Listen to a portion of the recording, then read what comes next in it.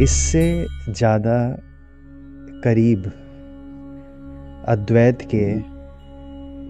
को समझने के लिए इससे ज़्यादा करीब और कोई चीज़ नहीं ले जा सकती। जितना कीमती ये गाथाएं हैं तंगन मुनि के बेटे की, बहुत कीमती है।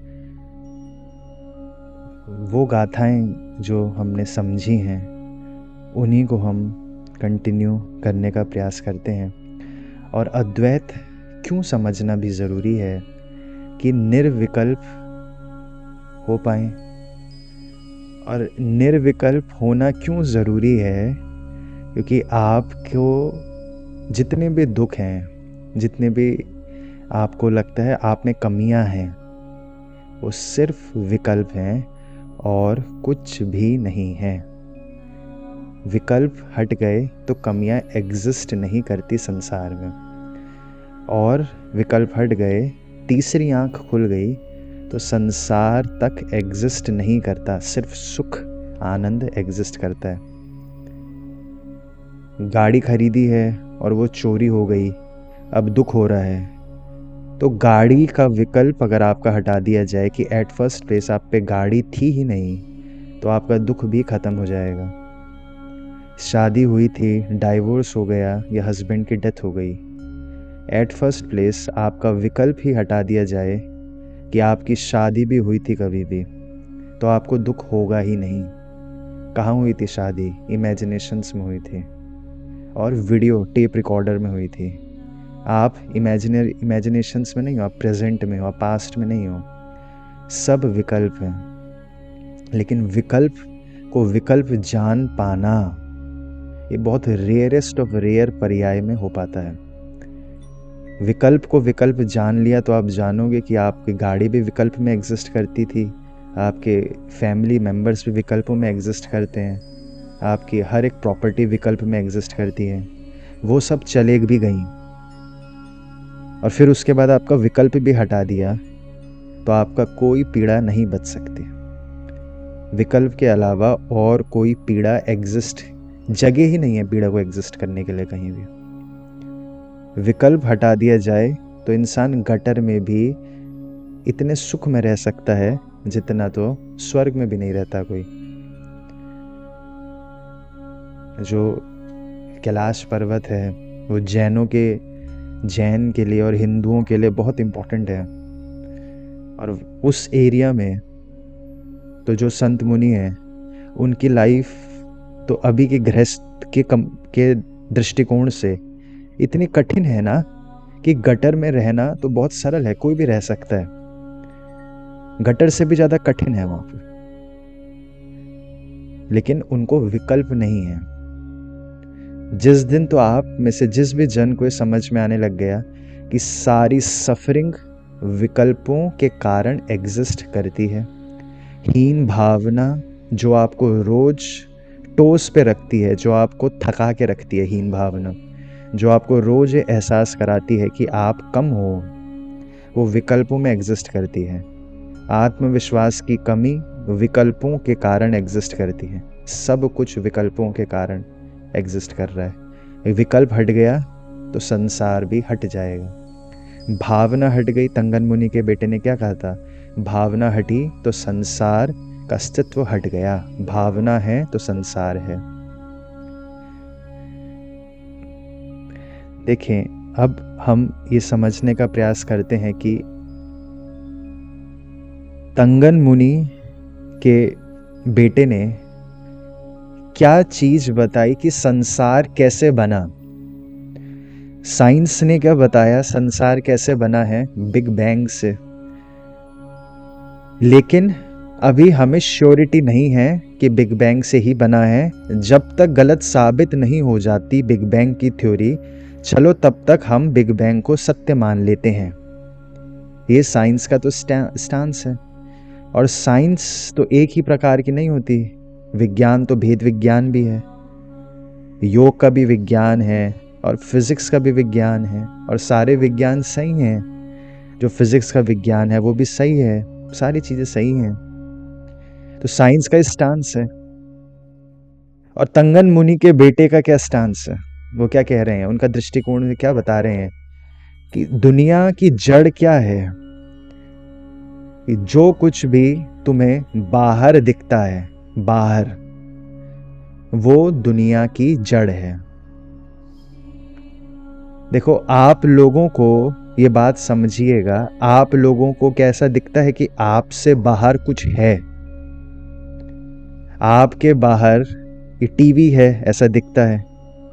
तो जितना जितना आपको दुनिया बाहर दिखती है, वो सारी ही जड़ होती है दुनिया की। ये क्या बात हो रही है कि अब आप उस स्थिति के दर्शन को समझो कि जो शरीर से ही बाहर है, जो शरीर में नहीं है। अब उस दर्शन को समझने का प्रयास करें तो उनके लिए कुछ भी बाहर जैसा एग्जिस्ट नहीं करता। अगर आपके लिए कुछ भी बाहर जैसा एग्जिस्ट नहीं करेगा तो दुनिया एग्जिस्ट नहीं कर सकती। दुनिया कहाँ एग्जिस्ट करती है? बाहर, इस विचार में। अगर ये विचार, ये भावना खत्म हो जाए कि आपके बाहर कुछ है, तो दुनिया खत्म हो जाएगी उसी समय, उसी सेकंड। दुनिया कहाँ एग्जिस्ट करती है? बाहर, इस शब्द के अंदर। ये बाहर शब्द तंगन मुनि के बेटे स्पेशली हाईलाइट करके बोल रहे हैं उन्हें, कि बाहर को समझोगे तो दुनिया समझ जाओगे। दूसरी चीज देखो, वो क्या लिखते क्या हैं कि सुनो राजन, संसार में जो बाहर इस तरह दिख रहा है वही सारी दुनिया की जड़ है। जो बाहर दिख रहा है, दुनिया रूपी तस्वीर की दीवार भी तो यही है कि आपको कुछ बाहर दिख रहा है और कुछ भीतर दिख रहा है। संसार कहां से आ रहा है कि आपको लग रहा है ये आपसे बाहर है, इसके अलावा ये मैं हूं, ये मेरा पाला है। इतना हिस्सा जो अंदर है वो मैं हूं, ये मेरा शरीर है, और मेरे शरीर की आउटलाइन के बाहर जो है वो संसार है। ये बाहर का विचार है, बाहर का। ये तेरे मेरे का विचार है। ये मेरी माँ है, ये तेरी माँ है। आपकी लाइफ में आज भी एक विचार है जिसे आप जला सकते हो, जो दूरी बना रहा है। जो विचार आपके पड़ोसी में और आपके फूफा में जो गैप है ना, या आपके पिताजी में और पड़ोसी के पिताजी में जो गैप है, जो विचार है, वही विचार आपको चांद से दूर रखे है। वही विचार आपको चांद से दूर रखे है तो सूरज से भी दूर रखे, और फिर तारों से भी दूर रखे। ये बाहर वाली चीज है, इसे समझिएगा, बहुत बहुत कीमती है। अभी किसी भी जन का माता पिता की मृत्यु होती है, वाइफ है, हस्बैंड की मृत्यु होती है, तो दुख क्यों हो रहा है? दुख इसलिए होता है क्योंकि तेरा मेरा है, बाहर है। अभी आपको जानते हो कि आप नए लोगों से कनेक्शंस नहीं बना पाओगे। आप जानते हो कि नए लोगों से उतने गहरे कनेक्शन, संबंध नहीं बन पाएंगे। बाकी जन आपको झेल नहीं पाएंगे जितने आपके घर वाले झेल गए, क्योंकि अब पर्याय जड़ होती जा रही होती है। अब पर्याय में मोह, जड़ यानी कि बुढ़ापा आ रहा है। अब पर्याय में मोह बढ़ रहा है अपनी याददाश्तों से, अपने विकल्पों से, यानी कि मोहनिया कर्म बढ़ रहा है। उम्र बढ़ते बढ़ते मोहनिया कर्म बढ़ता जाता है। इसी कारण से पंचम काल में लगातार 2 बार मनुष्य बनना रेयरेस्ट ऑफ रेयर है, रेयरेस्ट ऑफ रेयर। डर के कारण अपनी याददाश्तों से मोह बढ़ता रहता है, जड़ता बढ़ती रहती है। नए संबंध बनाना बहुत मुश्किल हो जाता है, नए लोग नहीं झेल पाएंगे। क्यों? क्योंकि अपना और पराया है, ये बाहर और भीतर है। इसको क्या कहते हैं? जड़ता आ रही होती है, सहजता घट रही है, तेरा मेरा बढ़ गया, ये मेरी चीज है, ये तेरी चीज है। इस कारण से किसी के मरने से दुख है किसी को, दूसरे का मोह के कारण दुख नहीं है किसी को, अपने मोह के कारण दुख है कि अब हमें कोई झेल नहीं सकता, सब जानते, अब हम नया रिश्ता नहीं बना सकते। नया रिश्ता नहीं बना पाएंगे क्योंकि हम बहुत जड़ हो गए हैं। ये तेरे मेरे के कारण संसार है। हमारा लालच पूरा की जड़ता आ रही है, कर्म बढ़ते जा रहे हैं, स्ट्रक्चर्स बढ़ते जा रहे हैं, ओपिनियंस बढ़ती जा रही है हर चीज को लेके। बाहर वालों को छोड़ो, अपना काम देखो। ये यहां से लेकर और यहां तक चांद हमसे अलग है। क्यों है चांद हमसे अलग? आप जानते चांद को आप इतनी ही बारीकी से जान सकते हो जितनी बारीकी से अभी आप अपने शरीर को जान रहे हो। जितनी स्पष्टता से आप अपने शरीर को अभी जान रहे हो, उतनी स्पष्टता से आप चांद को अभी जान सकते हो। अभी इस सेशन में जितनी स्पष्टता से आप अपने शरीर को जान रहे हो। गैप क्या है आप में और चांद के बीच में? बाहर और भीतर का क्या गैप क्या है? विकल्पों का, विचारों का। ये डिस्टेंस एग्जिस्ट करती है। ये इमेजिनेशंस एग्जिस्ट करती हैं कि चांद पर ट्रेवल करके जाना पड़ता है। क्योंकि तो इस चैप्टर में रिद्धि सिद्धि का भी एक उदाहरण है, इसलिए चीजें कवर करना एक्सट्रीमली इंपॉर्टेंट हो जाता है कि कैसे पतंजलि योग सूत्र में जो तीसरा चैप्टर है विभूति पद, उसमें चांद पर ध्यान लगाने की क्या विधि है।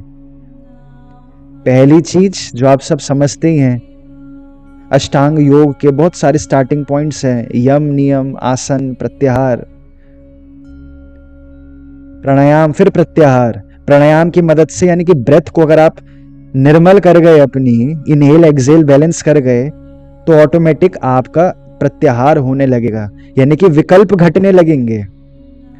यानी कि अब चांद को देखोगे तो ऐसा नहीं होगा कि ये मुझसे बाहर है, ये एक सिर्फ विकल्प है कि चांद मुझसे बाहर है। ये इमेजिनेशंस हैं। ये कब की कितनी बार बनाई होंगी आपने इमेजिनेशंस? करोड़ों करोड़ों अरबों अरबों साल जब आप चौथे काल में as a human, as a मनुष्य रह रहे थे, करोड़ों करोड़ों साल जब आप ह्यूमन गति में एज अ रह रहे थे, तब भी ये विकल्प एग्जिस्ट कर रहा था, मुझसे बाहर है। ये कोई अभी का विकल्प नहीं है कि चांद मुझसे बाहर है, कि अभी हमने 40 साल में ही तो बनाया होगा, 40 साल वाला विकल्प खत्म हो जाएगा यूं ही। करोड़ों करोड़ों अरबों अरबों साल में ये धारणा एग्जिस्ट कर रही है आपकी पर्यायों में कि मुझसे बाहर है कोई चीज है। ये मैं नहीं हूं, ये मेरा पड़ोसी है, इसको होने दो जो हो रहा है। ये जानवर मैं नहीं हूं, उसको होने दो जो हो रहा है। हम बराबर नहीं है, मैं ऊपर हूं, ये नीचे है। मैं तो कंबल में घुस के सोऊंगा, इन्हें मरने दो ठंड में। ये तो रहता ही है ना, तभी तो पंचम काल में आप जी भी पा रहे हो, वरना तो मुनि की क्या स्थिति हो गई थी। कीट पतंगों की दशा को देखकर कितने सारे मुनि की पर्यायों में संथारा का विचार विकल्प आया और संथारा प्रकट हुआ चौथे काल में। समता भाव की स्थितियां हैं। अगर वो मर रहे हैं कुचल कुचल कर, तो उसका समाधान चाहिए पहले। उस समाधान में डूब गए वो संथारा के लिए। लेकिन अभी बॉर्डर्स हैं, घर के बाहर, तो संसार भी बाहर, डर के कारण अंदर बाहर है। डर के कारण तेरा मेरा, आप अपनी मेरा कोई क्यों रखना चाहते हो? आत्मविश्वास की कमी के कारण। अगर आपको आत्मविश्वास होगा तो आप ये बोलोगे ये मेरा है। क्या होता है आत्मविश्वास? आत्मा, मैं आत्मा हूं। आप ये कभी नहीं बोलोगे मेरा घर है। अगर आपकी पर्याय में आत्मविश्वास बढ़ा, यानी कि आत्मा के गुण प्रकट होने लग गए, तो आपकी पर्याय में क्या झलकेगा? मैं मर ही नहीं सकता, मैं बीमार ही नहीं हो सकता। ये 13वें गुण स्थान की स्थिति है योगी केवली की। आत्मा के पूरे गुण झलक रहे हैं उसमें। आत्मविश्वास बढ़ता है, आप ये बोलोगे नहीं मेरी चीज है। आत्मविश्वास घटेगा, आप बोलोगे मेरा है, ये मेरा है, ये तेरा है। आत्मा बढ़ती जाएगी, आत्मा की मात्रा बढ़ रही है। आत्मा की तो कोई मात्रा नहीं होती, आत्मा के गुण पर्याय में झलक रहे हैं, तो आप मेरा मेरा करना छोड़ दोगे। मेरा करना छोड़ दिया तो चांद आपसे दूर नहीं है। सिर्फ भय के, डर के कारण आप अपने को शरीर के अंदर घुसा के मानते हो। आप ऐसा मानते हो कि एक एक्वेरियम है और उस एक्वेरियम के अंदर मछली है। और उस मछली की आंखों से मैं दुनिया देख रहा हूं, जबकि आप एक्वेरियम के बाहर हो हमेशा से। बस ये मान्य, ये विचार, ये अनादिकाल से बहुत पुराना पुराना विचार है। ये एक विचार मात्र है कि चांद बाहर है। पतंजलि योग सूत्र में चांद पे कैसा ध्यान लगाना है, ध्यान से समझिएगा इसको, कैसा लगाना है चांद पे ध्यान।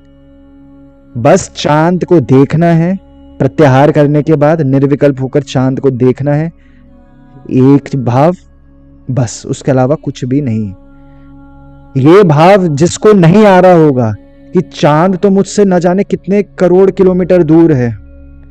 अच्छा, तीर्थंकर जैनों की तो ये मान्यता है कि चांद दूर है, सूरज पास है। क्या ये सही होता होगा? अच्छा, वेस्टर्न अंडरस्टैंडिंग है कि सूरज दूर है। ये तो सत्य ही होता है, क्योंकि वो टेलीस्कोप और इन सारों से देख लिया, गैलीलियो को सही लग रहा होगा। ये चांद के पीछे चाइना पहुंच गया, बैक साइड पर इंडिया भी जाना है चांद के। चांद पर क्या मून लैंडिंग सच थी कि फेक थी? ये सारे के सारे विकल्प हैं। जो प्रत्याहार कर गया उसको ये विकल्प नहीं आ सकते, तभी वो धारण कर सकेगा चांद को, तभी आप संसार को धारण कर पाओगे। धारण करे बिना जाना नहीं जा सकता किसी चीज को, यानी कि ध्यान नहीं लग सकता। ध्यान और ज्ञान एग्जैक्टली एक ही शब्द है। जाना नहीं जा सकता बिना धारण के किसी भी चीज को। आज तक आपने जितनी चीजें जानी है, आपके और उस चीज के बीच के विकल्प घटने के कारण आपने उसे जानी है, ना कि विकल्प बढ़ने के कारण जानी है। चांद पर ध्यान लगाया और कोई विकल्प नहीं आया, निरंतर देखते गए देखते गए देखते गए। एक दिन बीत जाएगा, 6 घंटे बीते, एक दिन, अगले दिन फिर 6 घंटे, बस देखना है और कुछ भी नहीं करना। पूर्णिमा में तो दिखेगा भी, उससे 3 दिन पहले, 4 दिन पहले, उसके 3-4 दिन बाद क्रिसेंट मून भी दिखेगा, गिब्बस मून भी दिखेगा। अमावस्या में तो चांद नहीं दिखेगा, लेकिन जब जब दिख रहा बस देखना, एक टक लगाकर। कुछ नहीं विकल्प होना चाहिए, कुछ भी नहीं। जो तो प्रत्याहार कर गया और एक टक लगाकर देख गया, तो निष्कर्ष क्या होगा? आपके जितने विकल्प हैं वो ड्रॉप होने लगेंगे वन बाय वन। जिन विकल्पों को महावीर स्वामी आवरण कहते हैं, ज्ञान पे आवरण, वन बाय वन वो विकल्प ड्रॉप होते जाएंगे और आपको दिखेगा कि चांद आपसे बाहर नहीं था कभी भी।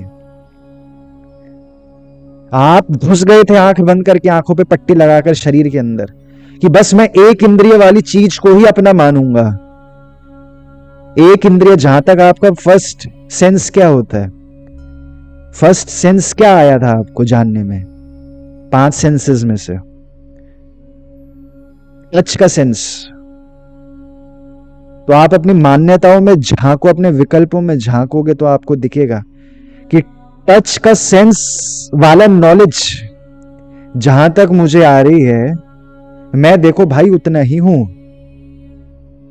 अच्छा, स्मेल वाले सेंस की नॉलेज जहां तक की आ रही है, वो मैं नहीं हूं। आप कैसे आइडेंटिफाई करते हो अपने शरीर को?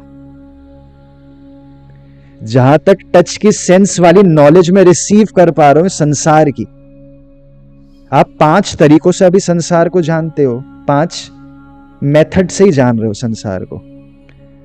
टच के तरीके से उसी चीज को आप स्मेल की तरीके से भी जानते हो। ये बिल्कुल भ्रांति नहीं होनी चाहिए कि स्मेल से हम कोई और चीज जानते हैं, और इमोशन से हम कोई और चीज जानते हैं, और विजन से हम कोई और चीज जानते हैं, और कानों से हम कोई और चीज जानते हैं। ऐसा कुछ एग्जिस्ट नहीं करता, कुछ और। आवरण के कारण ये वहम है कुछ और का। आवरण हट गया, ज्ञान आवरण, दर्शन आवरण हट गया तो प्रत्यक्ष है सारा, डायरेक्ट सीइंग है सारी। ऐसा नहीं कि हम आंखों वाले मेथड से ही जान रहे होते हैं। आवरण के कारण सेम चीज को आप आंखों की तरह जान रहे हो, और उसी चीज को स्वप्न में भावनाओं के रूप में जानते हो, जिसको अभी आंखों के रूप में जान रहे हो। और ये धीरे धीरे आप लोगों को दिखने लगेगा। आप जब दर्शन सही होने लगेगा ना, आप अपने में स्थित होने लगोगे। संसार को एक्वेरियम की तरह दूर बाहर बैठकर ऐसे देख रहा हूं मैं, ये भाव जब जगने लगेगा आपके अंदर, ना कि मैं मछली हूं, तो आपको ये सब दिखने लगेगा कि जो आप अभी विजन्स देखते हो ना इस वक्त जागृति में, और भावुक हो जाते हो एक्सट्रीम उसको लेकर, या कोई कंपन आ जाती है, वही आपको विचार स्वप्न में दिखते हैं, दिखाई देते हैं। ये हमेशा से हो रहा है। यही दुनिया, आपकी कंपन बदल दी जाए, यही दुनिया अलग तरीके से दिखेगी। आपको सेमी स्लीप स्टेट में पहुंचा दिया जाए, यही दुनिया आपको अलग तरीके से दिखेगी। तो ऐसा नहीं है कि आप सिर्फ टच की इंद्री वाली चीज को अपना मानो, लेकिन आप टच वाली इंद्री वाली ज्ञान को ही अपना ज्ञान मान पाते हो सही मायनों में। उसके बाहर तो आपको डाउट ही तो है, क्योंकि सुनने वाले ज्ञान पे आप भरोसा नहीं कर पाते कभी भी। आप सिर्फ टच के ज्ञान को अपना ज्ञान मानते हो। टच जहां तक है वो मैं हूं, उसके बाहर मेरे को नहीं पता, पूरी दुनिया संसार है बाहर।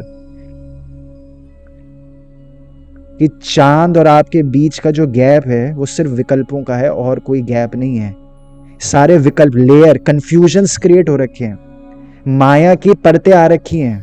रोज नई परत आ जाएगी, एक के बाद एक लेयर आती जाएगी, लेयर आती जाएगी, विकल्प बढ़ते जाएंगे, और शांति से आपका उतना फासला बढ़ता जाएगा। ये नियम है। जितने विकल्प बढ़ेंगे उतनी स्थिरता से, उतनी शांति से आपका फासला बढ़ेगा, उतना संसार बढ़ता जाएगा। विकल्प हमेशा से संसार बढ़ाएगा, आपको चांद से दूर कर देगा, ये गैप क्रिएट करेगा तेरे मेरे का, ये बाहर दिखाएगा आपको चीजें। देखो आपसे बाहर भी कुछ है। ये विकल्पों को तंगन मुनि ने क्या बोला है? संसार भावना मात्र है, विचार मात्र है। एक जगह विचार बोला, एक जगह भावना बोला तंगन मुनि के बेटे ने। अगर आपने विचार डिलीट कर दिया, यानी कि निर्विकल्प होकर चांद को देख गए, सिर्फ एक विकल्प है कि चांद को यानी कि धारण कर रहा है, सविकल्प समाधि में जा रहे हो, एक विकल्प के साथ समाधि में जा रहे हो, बस चांद पे एकाग्रता लगा दी। जितना चिंतन करवाया जाता है वो आपको विकल्प शून्य पर लाने के लिए करवाया जाता है। यानी कि किसी भी जन को अगर ये लगता है कि जैन मुनि ही सही होते हैं, तो उस जन के लिए जानना बहुत जरूरी है कि जो मांस खाते हैं वो बेवकूफ नहीं होते, वरना फंस जाएगा। हमेशा से फंसता वही आया है। किसी जन को ये लगता है कि पैसे बचाने चाहिए खूब, तो उस जन के खूब पैसे उड़ाने चाहिए, वरना फंस जाएगा, एक धारणा में लॉक हो गया। और किसी को लगता है मांस खाओ कुछ फर्क नहीं पड़ता, तो उसके लिए बहुत जरूरी है उसे रस त्याग और त्रियंश कौन बनता है ये बताना चाहिए, उसे पता होना चाहिए। क्योंकि मुद्दा बैलेंस का है, समता का है, बैलेंस का। मेरू में स्थित होना, मेरू बैलेंस का साइन है, पर्वत बैलेंस का साइन है। जो पर्वत के ऊपर बैठा होता है उसने देव शक्तियों को सिद्ध करके बैठा। शक्तियां कहां होती हैं? सारी पर्वतों के ऊपर होती है, हमेशा स्थिरता के ऊपर होती हैं। इस हर शास्त्र में, चाहे जैन शास्त्र चाहे हिंदुओं के जितने तंत्र के शास्त्र हैं, हमेशा पर्वतों के ऊपर है। पर्वत स्थिरता को सिग्निफाई करता है, स्थिरता की तरफ आना है। जब आप स्थिरता की तरफ आने लगोगे तो ये आपको जानने में आएगा कि कोई बाहर भीतर नहीं है, आपको ध्यान की गणित समझ में आने लगेगी। इतना सा काम है कि अगर आपको लगता है कि मांस खाना तो बहुत अच्छी चीज है, तो आपके लिए जरूरी ये नहीं है कि मांस छोड़ दो, निर्विकल्पता की तरफ बढ़ना जरूरी है। अगर आपको लगता है नहीं अहिंसा परमो धर्म ही सही है, दुनिया बेवकूफ है, फिर आपने क्या कर दिया? शुभ अशुभ कर दिया, अंदर बाहर कर दिया। कहां से ज्ञान आ जाएगा आपको? बिल्कुल भी नहीं आ सकता ज्ञान। मना पर्याय ज्ञान कहां से आ जाएगा? मना पर्याय ज्ञान क्या है? सारा संसार आपको जिसको एक दिखने लग जाता है, उसके अलावा किसी को मना पर्याय ज्ञान नहीं आता। अष्ट सिद्धि 64 रिद्धि खुल गई, तंगन मुनि के बेटे की तरह खुल जाएंगे बहुत सारे सिद्धि रिद्धि, दीवार के आर पर जा रहे हैं, लेकिन मना पर्याय ज्ञान भी नहीं आएगा फिर भी। जब तक दीक्षा नहीं लेता कोई जन, या फिर भावना से दीक्षित नहीं हो जाता, यानी कि त्याग के भाव में नहीं जी रहा निरंतर, उसका मना पर्याय ज्ञान नहीं, उसका अपना पराया चलता रहता है। अपना पराया से बाहर आने के लिए शास्त्र का उपयोग किया जाता है। शास्त्र में आपको यह भी सिखाया जाएगा कि आप परफेक्ट हो। जो चिंता में है, जो चिंता में बैठ गया, अरे मैंने तो भालू खा लिया, मैंने तो शराब पी ली, और शास्त्र उसको भी, उसके लिए भी जरूरी है। जिसको लगता है बस मुनि ही सही होते हैं, अवधूत तो बेवकूफ होते हैं। क्यों? ये सारे विकल्प हैं, ये आपको दूरियां बना रहे हैं। राइट नाउ आपके और चांद की दूरी स्पेस और टाइम की नहीं होती कभी भी। स्पेस टाइम विचार का एक कंस्ट्रक्ट है बस। तंगन मुनि के बेटे समझा रहे हैं कि तुम दीवार के अंदर क्यों नहीं जा रहे महासेन राजा, तुम भी जाओ। राजा निर्विकल्प नहीं हो पाएगा, लेकिन वो भावना सिद्ध नहीं कर पाएगा, वो धारण नहीं कर पाएगा इस विचार को, क्योंकि उसको इतने विकल्प है। अच्छा, आपको देखो कितने विकल्प होंगे, हम सभी को विकल्प है। जब आपने बचपन में देखा होगा, सुना होगा, अच्छा भूत प्रेत दीवार के आर पर चले जाते हैं, तो आपको क्या विचार आया, वो नीचे क्यों नहीं गिर रहे, फिर घुस रहे, छत के ऊपर क्यों नहीं जा रहे? कितने विचार होते हैं। आप कभी इस पर भी ध्यान लगाओ हो कि आपको दिखाई क्यों देती है, कोई चीज क्यों दिखाई देती है? दिखना कहते किसे, हो कैसे पा रहे दिखना? तो अभी क्या विकल्प है कि आंखों से देखते हैं, पर्याय से देख रहे हैं, डेड है बॉडी। जैसे पत्थर रखा, कहीं कुर्सी रखी है, आप कुर्सी से देख रहे हो संसार को, लेकिन ये सिर्फ एक कल्पना मात्र है, एक इमेजिनेशन मात्र है। इसी जन्म में हो, जो कि बहुत संभव है, आप में से किसी भी जन को बॉडी से सेपरेशन की स्थितियों में रहने लग गया संयोगवश, तो आपको प्रत्यक्ष दिखेगा कि आप आंखों से नहीं देखते। कल क्या होने वाला है आपको अभी भी पता है, अभी भी। और ऐसा ही देखते हो आप, ऐसा नहीं कि कुछ अलग दिखता होगा विचारों के रूप में, ऐसा ही देखते हो, आंखों से नहीं देख रहे। आप एक्वेरियम के अंदर की मछली की आंखों से दुनिया नहीं देखते, वैसे आप इस डेड बॉडी के अंदर से नहीं देख रहे। एक विचार है ये, विचार के अलावा कुछ भी नहीं है। अद्वैत के हिसाब से, द्वैत के हिसाब से ये पुद्गल है, डेड है। द्वैत तो बिल्कुल ही पच नहीं पाएगा अभी। इसलिए हमेशा से कोशिश यही रही है कि पहले अद्वैत समझ में आए, फिर द्वैत समझ में आए। अद्वैत हो पहले, फिर द्वैत हो, वरना क्या समझ में आता है द्वैत? ये तेरा है, ये मेरा है, ये चलो तेरा धर्म है, ये मेरा धर्म है, ऐसा कुछ है ही नहीं द्वैत में। वो एग्जैक्ट अद्वैत ही है द्वैत भी। लेकिन बहरहाल ये समझना पड़ेगा आपको, जितना आपको संसार दिख रहा है ये एक एक विचार की लेयर्स हैं, उसके अलावा कुछ भी नहीं है। भावना सिद्ध करने में हर एक उस विचार को जलाया जाता है। जो जो आप देखो, आप पेन कॉपी लेके बैठ जाओ या फिर कंबल आंखों में ढक लो, अब तो ठंड हो गई, अब क्या दिक्कत है? आंख बंद, अब तो आपको रोशनी की भी कोई दिक्कत नहीं, सीधे कंबल डालो, आंख बंद करके फ्लैट लेट जाओ, पर आप सो जाओगे, कोई बात नहीं, उठ जाओ फिर से सो के, लेट जाओ स्ट्रेट आंख बंद करके, और जानो कि आप में और चांद में आपको ऐसा क्यों लग रहा है कि शरीर के अंदर घुस गए हो। हर एक उस विचार को, उस विकल्प को जलाते जाओगे। आपके और चांद की दूरी भाव की है, ना कि स्पेस की है।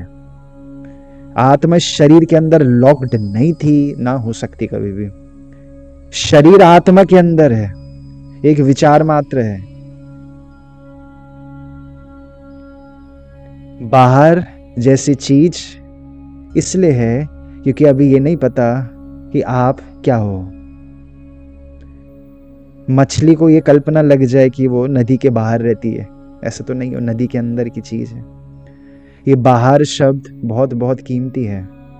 आप जितनी दुनिया देख रहे हो आपसे बाहर है, यानी कि आप उससे अपना पराया की तरह देखते हो। वो आपका आप नहीं हो, पराया है। वो परायापन क्यों है? क्योंकि अपनापन है किसी चीज से, डर के कारण पकड़ रखी है कुछ चीज, छोड़ नहीं पाओगे। आपको दूसरे की माता अपनी माता में क्या क्या गैप क्या है बताओ? चाहे उनकी धारणा अलग है तो क्या हो गया, उससे क्या फर्क पड़ रहा है? संसार अभी एक नहीं दिखता। और ये कोई ऐसा नहीं कि सडनली आप जबरदस्ती जोर लगा के एक कर दूंगा संसार अपना, ऐसा नहीं होता कभी भी। एज इट इज अपने पर्याय को जानना है बस। जैसे जानोगे आपको जो तो चीज सरल होगी उसको को निर्जरा करनी है बस। जो आपको लग रहा है आप निर्जरा कर सकते हो, जला सकते हो जिस विचार को, उसी विचार को जलाना। अब इस विचार को कहां से जल जाएगा? क्रम है, सीक्वेंस है कि मैं शरीर हूं, पहले इसी विचार को जला देता हूं। ऐसा नहीं होगा। ऐसे थोड़ी डायरेक्ट अब होलिका की वहां पे पहुंच जाओगे, प्रहलाद की स्थिति में। आपकी लाइफ में आज भी एक विचार है जिसे आप जला सकते हो, जो दूरी बना रहा है। जो विचार आपके पड़ोसी में और आपके फूफा में जो गैप है ना, या आपके पिताजी में और पड़ोसी के पिताजी में जो गैप है, जो विचार है, वही विचार आपको चांद से दूर रखे है।